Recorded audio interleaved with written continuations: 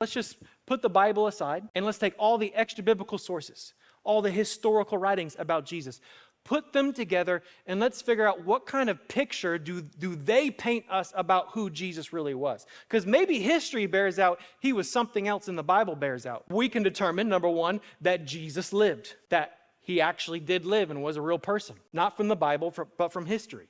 We can determine that Jesus was Jewish, that he lived in the first third of the first century, that he was born out of wedlock, that his ministry intersected with John, who was someone who went around baptizing people for repentance of sins, that Jesus had a brother named James, and James was martyred later on by the high priest Albinus. Jesus was a worker of many wondrous feats and a worker of miracles, that Jesus gathered disciples unto himself, that Jesus had many conflicts with Jewish authorities, and that Jesus was crucified under Pontius Pilate. And when he was crucified, there was darkness and there was an earthquake, and that he was hung on a cross, and that he was a sorcerer who led Israel astray, and he was believed to be Messiah by some, and even believed to be God. Now, how interesting is it that the Jesus of history looks a lot like the Jesus of the Bible? Because this book is not a fairy tale. This book is historical, and these things actually happen, and history corroborates it, not contradicts it.